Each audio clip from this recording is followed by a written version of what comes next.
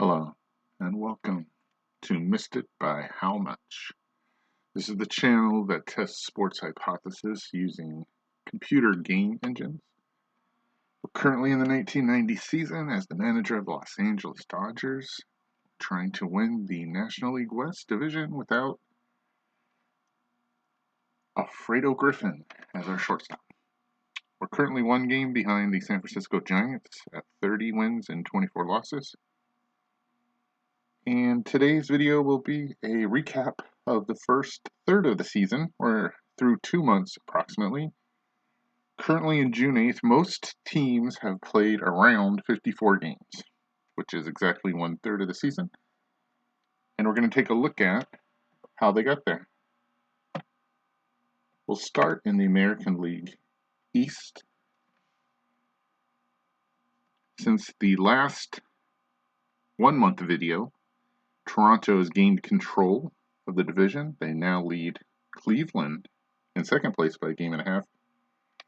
And Boston has fallen to third place. They're 2 games back. Detroit, Baltimore, Milwaukee, and New York, the New York Yankees, round out the division. As we wait for the snapshot screen to reboot for the American League, we'll go through the other divisions. The West, Minnesota still leads the AL West over Oakland by 4.5, Chicago by 5.5, and Seattle by 6.5. Kansas City, Texas, and California are farther back. There you see the leaders for the American League in batting, average, home runs, runs batted in, and other stats. There you see the All-Stars. I'll let you look at that at your leisure. But let's go behind the rosters and see why Toronto's in first place now. They're 11 games over 500. And their pitching looks pretty good. There are no starters who have a below 2. Well, Frank Willis, but he's a part-time starter. ERA. I was going to say under 3, excuse me.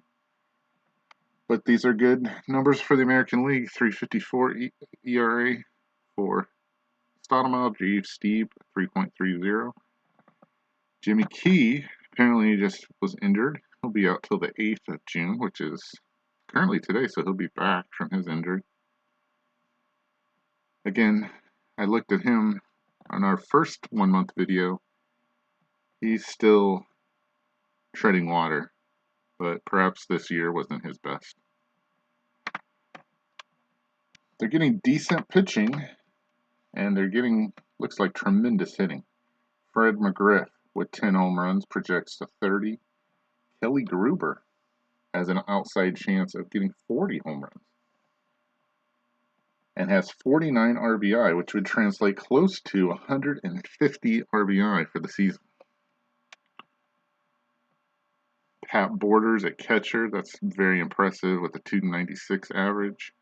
George Bell, still with only 4 home runs. Let's look at what he really ended up with. 21.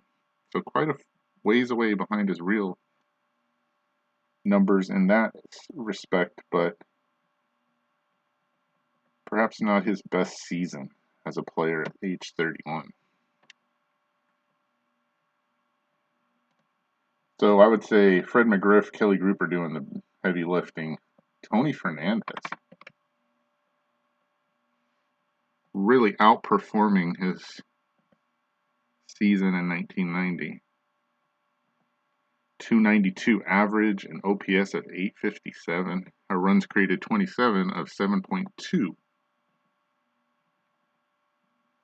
Let's look at his fielding. Very good with runs saved of 3, which would project to 9 for a whole season. So overall, just good, solid team.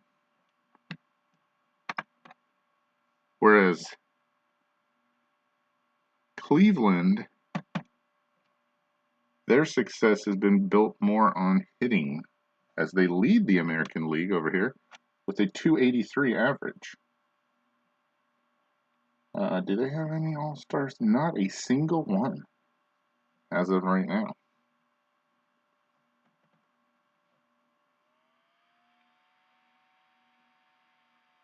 Chris James leads the league with a 346 batting average.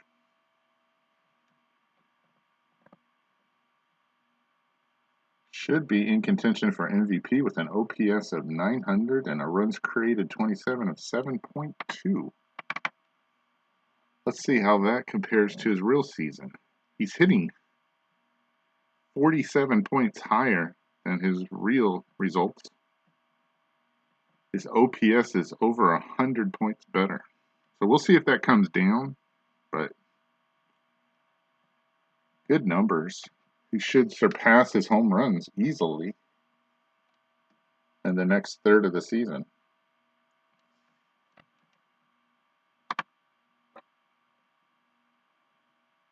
He leads the team in runs created and OPS. Jerry Brown, some good numbers at second base. The other James, Deion James, also playing well. He's not playing as often. And here comes something that I've tried to kind of discovered through playing these games, is that even if you tell the computer, hey, this is your roster, you can play it however you want, I set it up that way, they're still going to only play players around what they did in the regular season.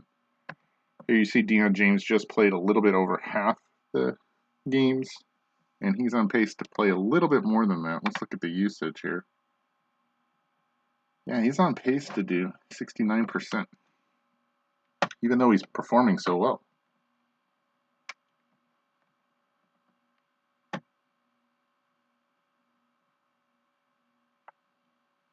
So, interesting. Quirk. I am playing a shortstop, maybe 800% of what he played in a regular season, in Jose Vizcaino. Brooke Jacoby with decent numbers there. Carlos Baerga playing almost every day. Let's see what his usage is. He's expected to go 180%. He only played 108 games, and he's played virtually every single game. So it'll be interesting to see as the season goes along. Sandy Alomar with good numbers, 303 for a catcher. Felix Fermin has played almost every single game as the starting shortstop and hit 303. And great against left-handers. So, an unexpected boost there for the Indians. Corey Snyder. Albert Bell. I'm assuming this is his first year. Durability only a 1. Great power against lefties. Has a home run and 10 at-bats. Usage is not much. He hasn't played yet. Yeah, he's on the roster though. So we'll see. That'll be an interesting story perhaps. There's the pitching. Tom Candiotti has pitched well. And John Farrell had a good game. You can go back and watch that versus the California Angels in a scouting report. He had a shutout, I believe, when we watched. Bud Black, very good, and limited game starts. Doug Jones needs to improve. He does have 9 saves, but an ERA of 5.49 is not good. Okay, so those are the top 2 teams. And the former leader in the East is the Red Sox. They have fallen big time. They had a huge lead when we spoke before in the first 6th of the season. And they've fallen quite a bit. And they've been hurt both hitting-wise And pitching-wise, one of the former leaders, if you go back and watch the first month analysis video, was Wade Boggs. I believe he was hitting close to 400. He is no longer even in the top 10. First, let's look at let's go look at that now. Ellis Burks continues a very good season. 946 OPS. He's got to be in MVP consideration. Jody Reed hitting 330. But Wade Boggs is now under 300. And if you look deeper into the numbers, the month of May was not kind to him. He hit 236. And even June thus far has not gone well either. However, for the season, he only hit 302. And these numbers are not that far off. So, we'll see if he rebounds. Luis Rivera, we talked about him in the first month analysis. He was doing well. He is slowed down a lot, down to 287 average. In May, he only hit 200, improving a little bit more, but he started off house blazing, 432. And he has not played every single game, 38. And usage, he's expected to exceed real, but not by a lot, 14%. To the pitchers. And that is an okay number, but Bolton had been pitching a lot better earlier in the season. And a name you will not see, well, Jeff Reardon, 6.33 ERA. Does have 9 saves, though. Name that you're missing here, and you're thinking, where is he? Roger Clemens. Great numbers. 2.61 ERA, 6-4 is pretty good. 8.7 Ks through 9. But he's hurt. And he's going to be out another week and a half about. So those are... Boston has the team to win the division, and it's still only 2 games back. They've got to play better, though. I don't know if that was them just starting off so hot and coming back to normal. They are hitting 281 as a team, which is second in the American League, so that's impressive. But they lost a huge lead that they had earlier in the season. Looking at Detroit, who is above 500, did have a perfect game pitched by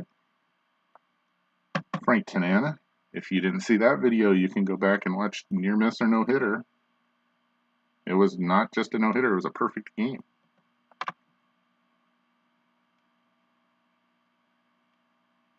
The 37-year-old from Detroit grew up there. Got to throw a perfect game. There it is. In his own home park against the Kansas City Royals. Jack Morris at 4.16 as an ERA. I would expect a little bit better, but it is better than his real season. So, I don't think you can blame everything on the offense based on some of those numbers. If you look into these, you see Cecil Fielder, 282 with 18 home runs. And if that continues at that pace, that would break the 51 home runs he had in the real season. Playing virtually every single day. Against lefties, those are just incredible numbers. 16.2 runs created, 27. So.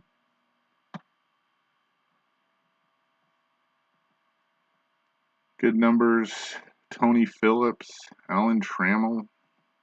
And then as you go down, Lou Whitaker hitting 237.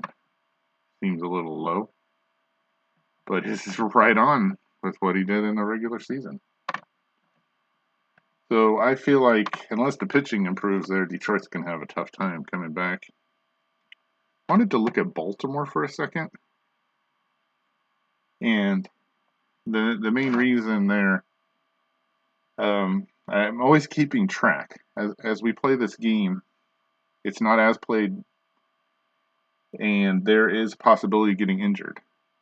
Injuries are only about 2 weeks in length or less. But there's a consecutive streak going on that has not been broken yet, and that involves Cal Ripken and Lou Gehrig. So I keep an eye out to make sure he is still being played every day, which I don't have control over, and it is possible that he could get injured. He's currently at 54 games. He has played every single one thus far in the season. His durability's at a 10, so. But I don't think that makes it impossible that he could get injured. So that'll be something that I'll keep an eye on. Otherwise, not having a great season, hitting-wise. These are just not. Sam Horn having a good season, Mickey Tettleton, Randy Milligan. The rest of these. Steve Finley, the young Steve Finley hitting 291. Just probably not good enough to win the division. Somebody who's pitching well enough to is Ben McDonald. I believe he was a first overall pick in the draft. He is doing great. 7-2 with an ERA of 2.44. If you look at usage here, he's on pace to go 252% over. So we'll see if that continues as they get through the season. These other ERAs for starting pitchers, not great.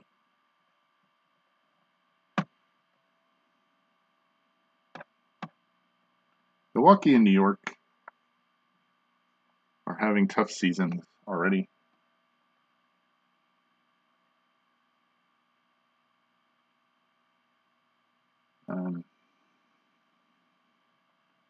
For Milwaukee, I think the talent from the early 80s, early to mid 80s, has gotten old, and they're waiting to flip over the roster, it seems like. I mean, these numbers for ERAs are not good.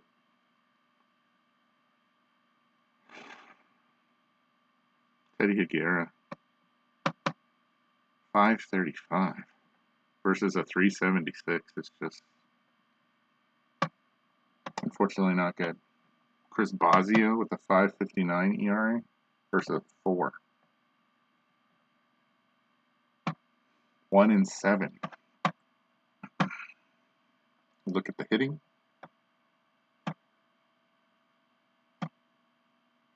It's just not enough. BJ Surhoff with a good OPS for a catcher. Greg Vaughn doing well but not playing every single day. Paul Molitor. I don't know if that's a Paul Molitor season. Let's see. It's a little below. So, I mean, you have players like Dave Parker, Robin Yount near the end. Gary Sheffield, not what you wanted to see. Yeah, underperforming. I mean, so I guess that's the story of the Brewers. Just not enough good players and or needing younger ones to help boost the older ones near the end.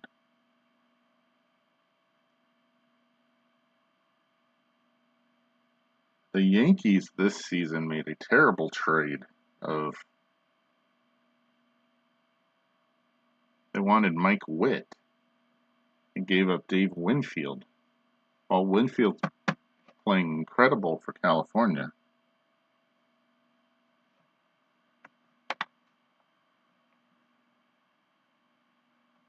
Mike Witt has a 4.35 ERA.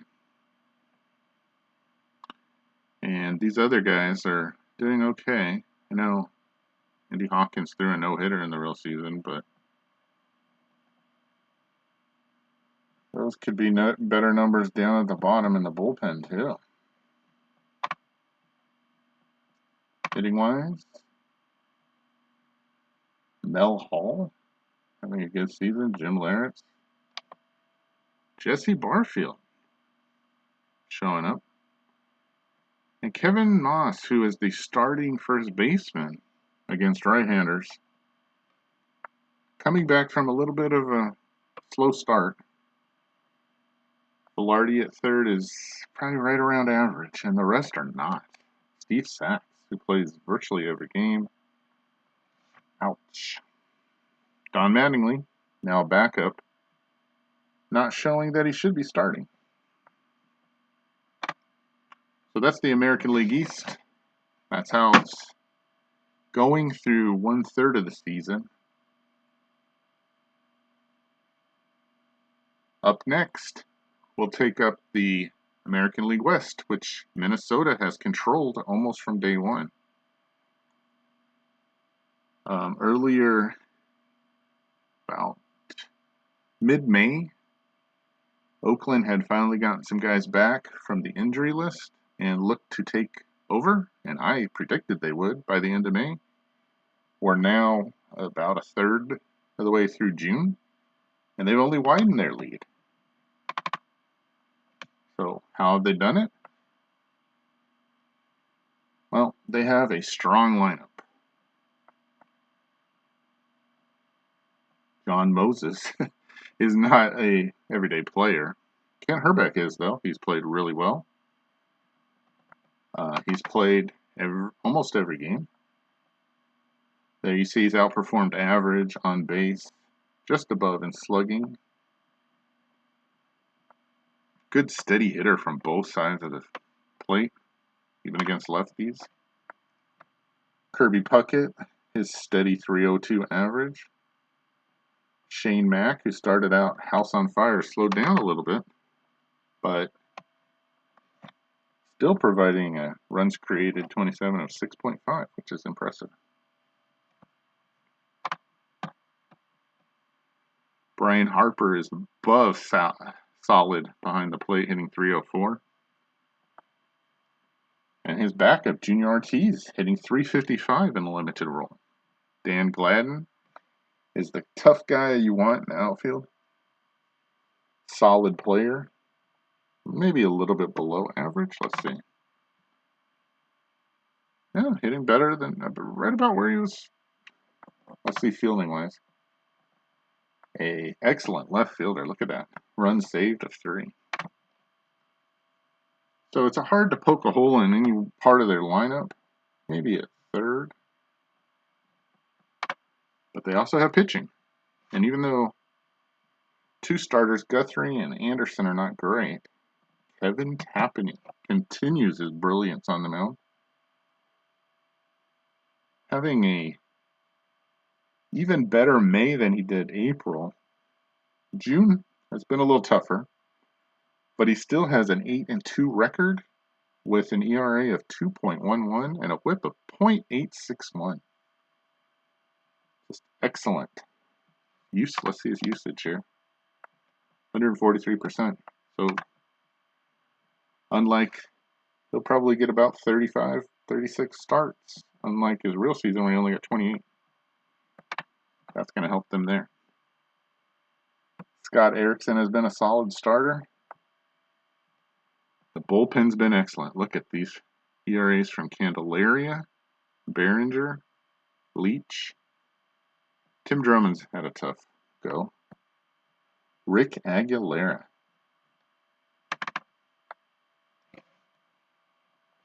This is the kind of guy you want in the bullpen. 20 innings pitched, an ERA of nothing, 0. A WHIP of .689, 12 saves.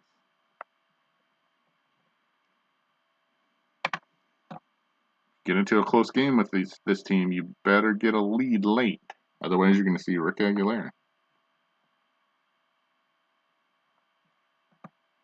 So, I mean, they do have superstars. I would consider Kirby Puckett, Kent Hrbek superstars. They do have pitching. But they don't have as many stars as, say, Oakland. Yet Oakland is still behind and has not been able to catch up. Now, Oakland's been ravaged with injuries, so that's part of the problem for them. But they also have just not played as well as they could. That might still happen. But as of right now, they are not the better team. They may have the better starting pitcher, Dave Stewart. That's up for debate. He's at a 2.57 ERA and a record of 7-6. Only 7-6. So he's at 14 starts though. So I mean, he can't do much better than he has. He started off slow in April, but he has really picked it up in May, and June's looking good as well. Bob Welch, that's about what you should expect. Maybe Sanderson's a little high.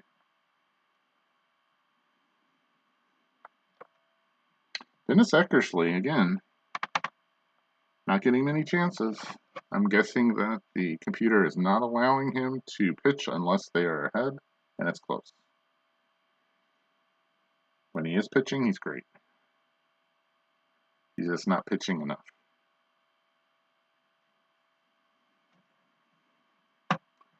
Let's look at what his usage is. Yeah, 42%. I mean, again, I tell the computer they can play whoever they want. Let's see if there's any current injuries. Willie Randolph is out for probably another 9 days. And that's it. And yet they're still on a 3-game losing streak. Randolph's played good. I'd love to have him back on the Dodgers. Versus lefties, look at that.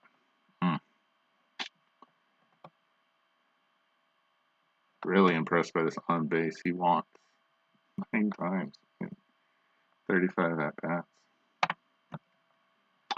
Anyhow,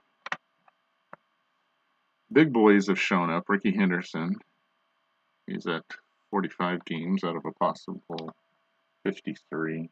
Seiko has played well. McGuire's batting average is low, but that's kind of expected with him. Dave Henderson has not played that many games, so I'm assuming he's been hurt. See any Walt Weiss, I expect something similar to that. Steinbeck underperforming? A little bit.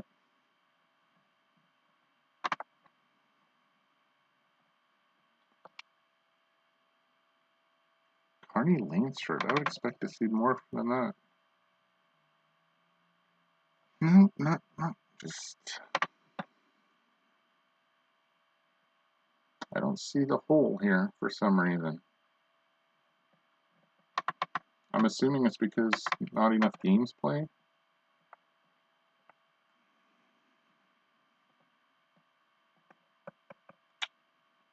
Or maybe just Minnesota is that good. Either way, they're still in the hunt, but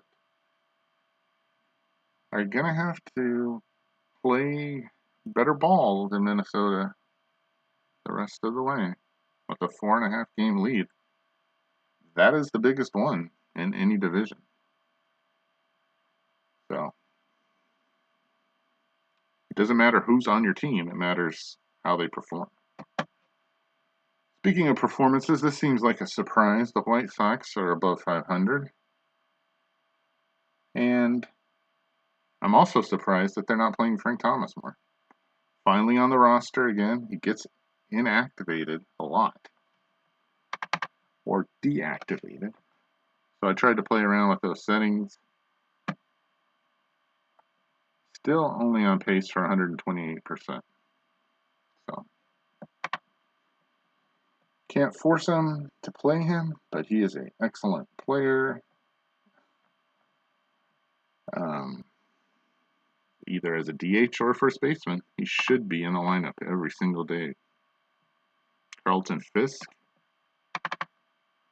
at the age of 43, is underperforming a little bit to his real stats, but very impressive. I feel like Sammy Sosa. I know this is before the Sammy Sosa that we know about. Yeah, he's even underperforming his season in real life. They do have some pitchers, including Bobby Thigpen, who leads the league in saves with 13. That should be a little bit lower than his record, right? He had 57. Yeah. So playing a little bit behind there in terms of starters. Greg Hibbert, 8-2. That's a lot better than 14-9. Let's see if that continues. Blackjack McDowell could do better. Alito Perez, who did throw a no-hitter in the season, has been pitching well. Doesn't look like when you look at the roster, that's a team that's going to contend. However, I would still play Frank Thomas more and give him an opportunity. We'll see if that even occurs. Once you pass those three teams, now you're below 500. And surprisingly, Seattle is part of that group. The Mariners have perhaps a Cy Young winner in Randy Johnson with a 2.03 ERA. He's well outperforming his real season of 365. 5-2. And he has 89 strikeouts. So he's not on pace for 300, but he'll definitely get over 200 if he doesn't get injured. Eric Hansen also pitching well. About what he did ERA-wise in the real season. Gonna have a hard time getting 18 wins, though. Beyond that, Matt Young, that hurts. Brian Holman is outperforming his ERA, but he's going to have a hard time winning games. I guess not getting the run support. 3.41, I think you need more than that. So some good starting pitching. The bullpen, I don't know who their real saves leader was. If it was Swift or somebody else, but it looks like Swift has 4 saves. The bullpen could do some shoring up, but that's what they have. In terms of their lineup, those are good numbers for Martinez and Griffey Jr. Even Omar Vizquel, not known for his bat, is hitting 302. Jeffrey Leonard is okay. Ken Griffey Sr. has been injured, but still hitting 311. Harold Reynolds is really disappointed. I know he has 17 doubles, but the average is, he's not getting on base for the other guys to drive in. Kind of a loss there. Let's see his fielding. Those are good numbers. 10 runs saved. So perhaps maybe needs the battle leader in the lineup. I seem to expect more from Alvin Davis every time I do this. He had 17 home runs. He's at 4. Batting average is 224 versus 283. I'm going to circle those two guys as being the main culprits as to why the Mariners are not an above 500 team. Kansas City boasts of the 3rd best average hitter in the American League, George Brett. He's hitting 332. Just from watching games every day, I know Kevin Seitzer is having a good season. Jim Eisenreich, also hitting 324, has been performing well for them. Slightly below 500 team.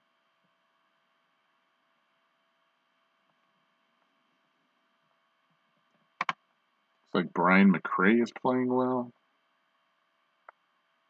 Danny Tartable, the 835 OPS. So the hitting is there.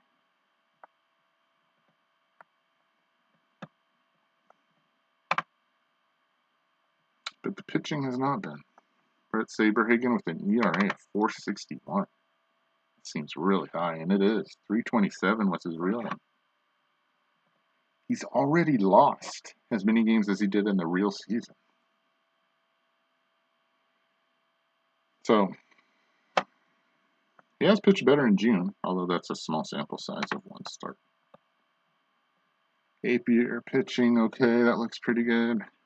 Tom Gordon. Andy McGaffigan. That is not good enough. Mark Gubicza. 6.26 ERA. That's well above 4.50.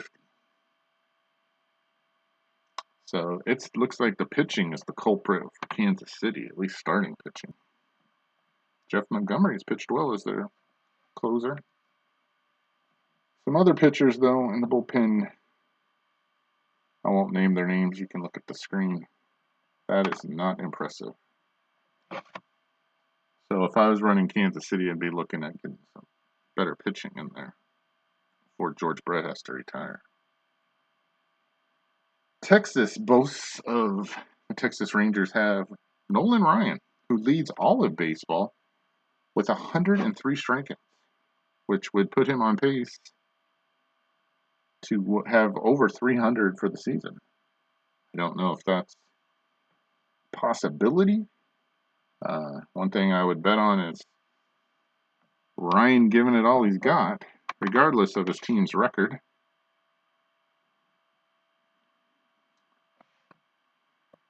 Kevin Brown also having a pretty good ERA. And these guys, I mean, Nolan's ERA is 3.30. He deserves a better record than 7-5. Bobby Witt also pitching well, but only with a 4-5 record. Charlie Huff not pitching well. Jamie Moyer not pitching well. So you do have three decent starters. The bullpen looks a shambles. Let's see if Nolan's on pace. He's going to surpass, if he doesn't get hurt, how many starts he had. So he has their best chances to keep him healthy, along with Brown, who's pitching about how he was in the real season, and Bobby Witt, whose son's great, I hear. He's pitching a little bit better than expectations and does not deserve 5 losses and 12 starts. So that makes me think there's a problem with the offense. And looking at these numbers, you see Julio Franco, those are good numbers. Rafael Palmeiro, good numbers. Somebody named Jack Dougherty that I don't know, those are good numbers. Harold Baines, good numbers. I'll even give, in small sample size, Gino Petrielli a good thumbs up. Below that, whoa.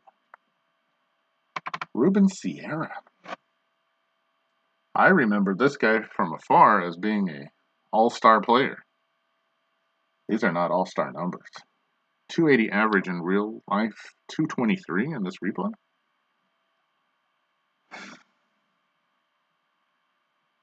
OPS of 756 in real life, which is probably above average.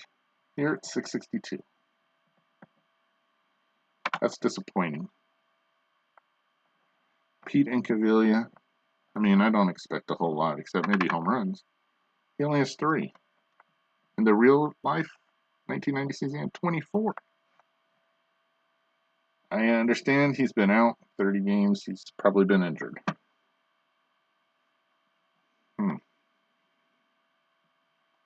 Below that, this is just minor league material, it looks like, based on these averages.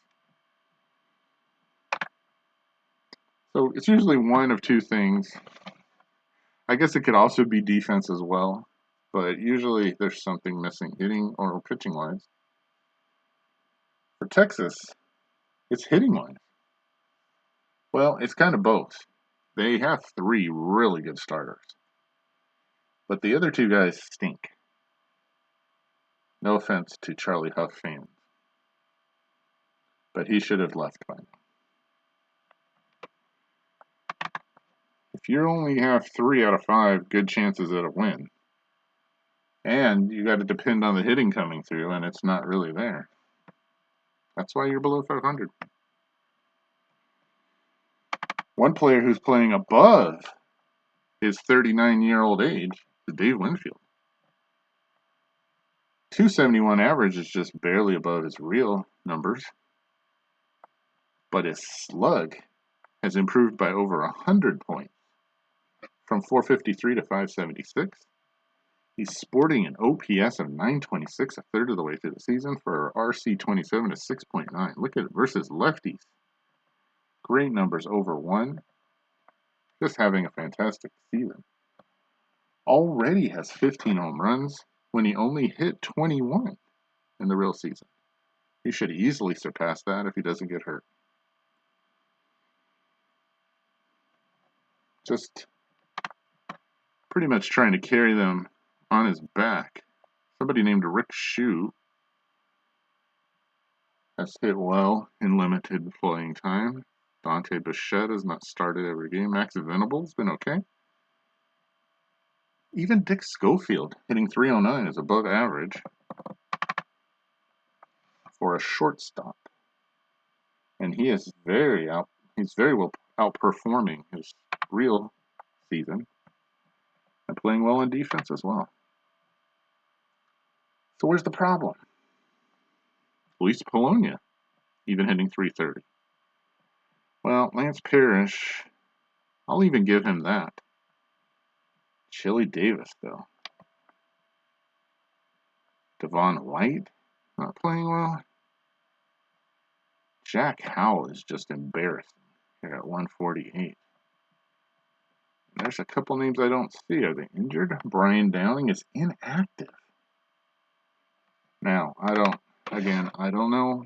I don't control this team. Again, I guess in the real season he only played 96 games, and he's played 43 already, so I guess they're putting him down for usage. Barely on pace to exceed. Real. Wally Joyner's been inactive. He's not having a normal Wally Joyner season. Oh, maybe he is. That's pretty close numbers to what he had in the real season. Why is he inactive? I mean, part of the reason I liked this was that the computer could do whatever they wanted to. They want to do this for some reason. I don't know why.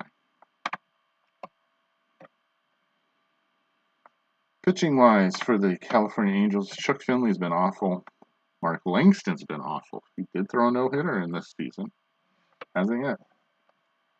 Kurt McCaskill's been awful. Even Jim Abbott's been awful. Burt Byleven says, hold my beer. I'm even worse. So they have not gotten any starting pitching. These are the guys that should be inactive. Oh, Mike Fetters, who I loved watching as a bullpen player. It's just... Even Brian Harvey. I mean, there's been no games to save for him. But I don't know if he could do it or not. That team's in a lot of trouble. And if the general manager is inactivating guys that are better than what he's got active, I don't know what's going on. They're 11 games under 500, and they're probably not going to get any better this season based on leaving people behind that could really help them, who are at least average to below average. Okay, that's the American League. Next up, we'll travel to the National League East, where it's still, even though it's widened a little bit, still a 3-team race. Montreal's fallen back. They're below 500. They're at 8 games back now. The Cubs, who were in it too, not too long ago, have fallen to 9.5 back in St. Louis. In the rearview mirror, 18 up, 36 down, at 14.5 back. This was, by most accounts, in 1990, a fight between the Mets and the Pittsburgh Pirates. But Philadelphia is hanging on with their offense. They're still in it. They're only 3 games back. And the Mets have had a good winning streak lately. Good amount of wins. They're ahead of Pittsburgh by 1.5. Looking at the Mets, it's the usual suspects. The pitching staff, led by Frank Viola. David Cohn's gotten it back together again, pitching well. 10 strikeouts per 9. Dwight Gooden, excellent. Sid Fernandez even pitching well. And you start to fall off a cliff with Darling and Ojeda. Interesting to see on the saves department here. Pretty evenly balanced, although Machado still has the most. John Franco, 4.09 ERA, had a 2.53. Had 33 saves this season. I'm going to go out on a limb and say he's probably not going to do that. So, bad performance. Hopefully they can get Franco back on track. Their pitching staff is excellent, though. Frank has got to be in the conversation for Cy Young. He's pitching almost a run under his ERA in the real season. So, excellent job there. Look at David Cone. He's improved a lot. In May, he had an ERA of 2.66. It'd be nice if they gave awards for pitchers of the month. You know, a month is an arbitrary starting point or ending point. I know we faced him, and he was a bear. 96 Ks. Stays healthy. Outside chance at 300 strikeouts. Doc Gooden in April had an ERA of 4.18. Has improved 2.45 in May. In June, 3.38.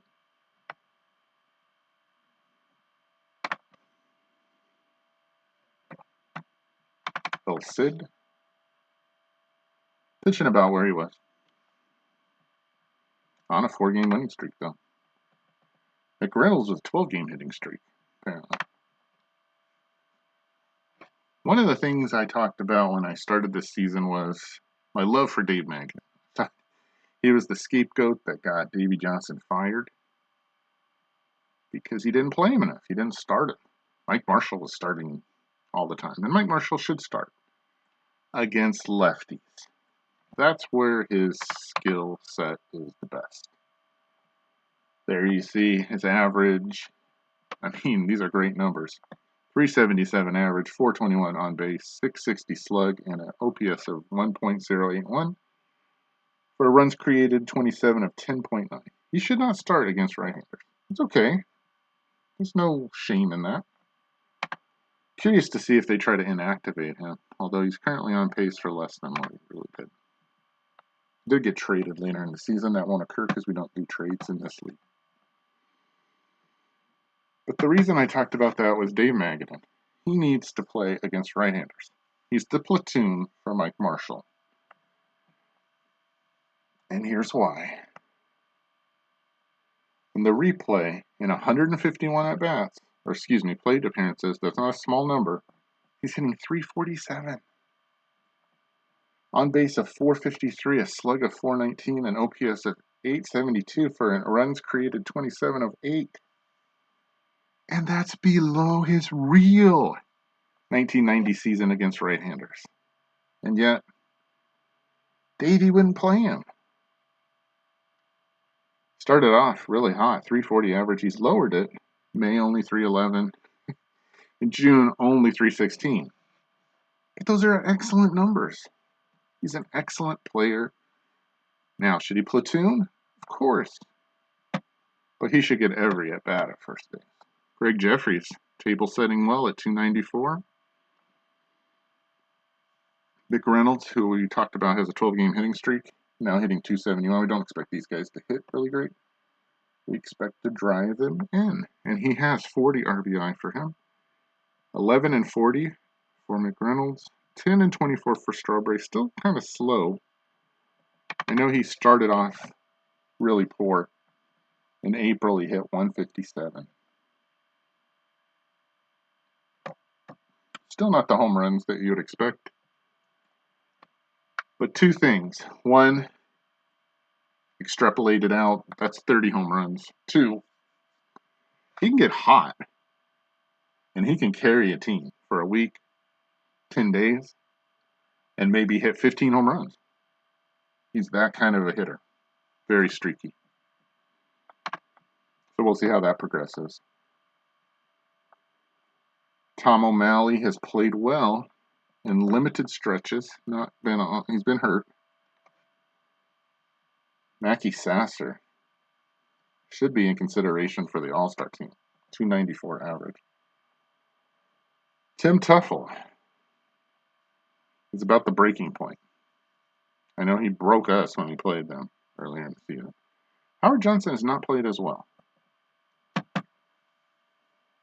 I would expect him to hit more than that, although he's above his real average. Home runs, only 4 when he hit 23 in the real season. So that projects to be almost half of what he really did. He is just a poor fielder. If there was ever a guy who should have stayed in the American League, that was him. Below that, Daryl Boston, Keith Miller. These guys are not very good.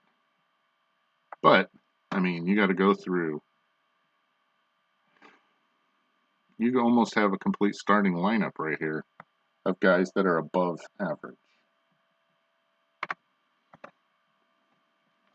That still being said is going to be a duke 'em out for the entire season against the other 5 teams in the division, including Pittsburgh.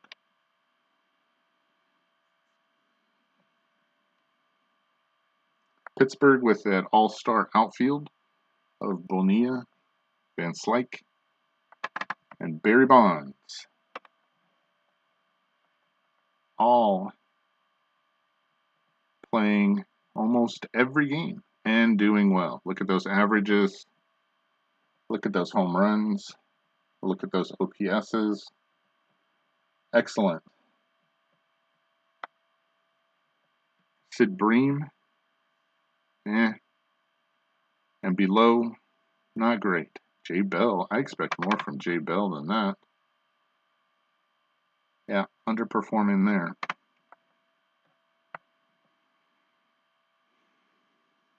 But when you have 3 powerhouse guys like Bonds,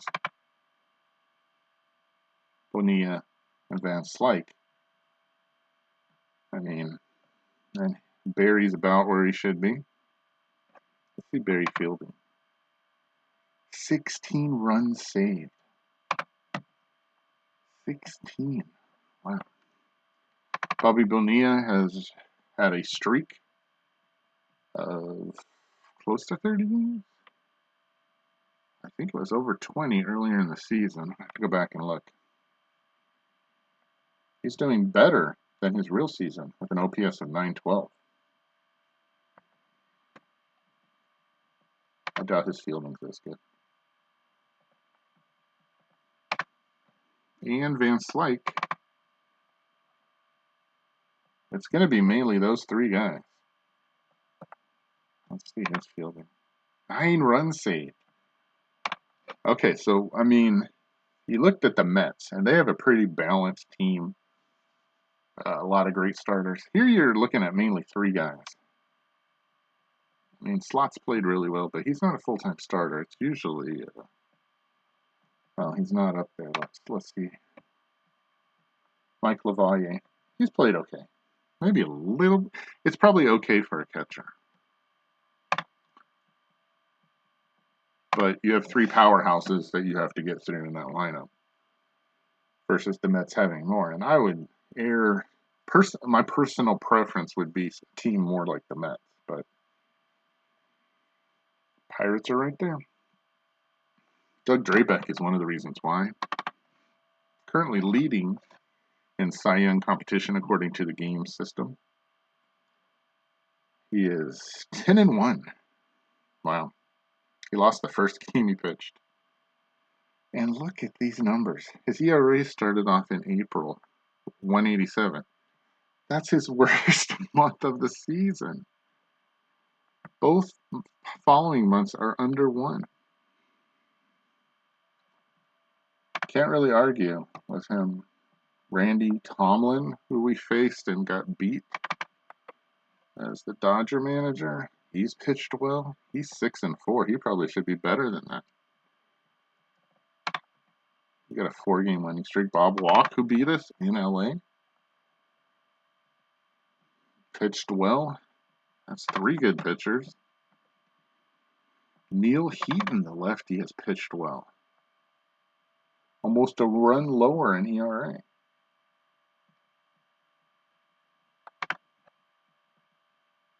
John Smiley has not. And this bullpen does not look great. Bill Landrum, I guess, is their closer. Ted Power. So I would say they have 4 good starters as well. So lining up the division, like head-to-head matchup, I would say Pittsburgh has about the same type of, maybe a tiny bit better when you throw in Drabek. I don't think the Mets ace, whoever you want that to be, I guess Viola, is as good as Drabek, but just slightly, like a pinch lower in terms of pitching. So it comes down to, can those 3 guys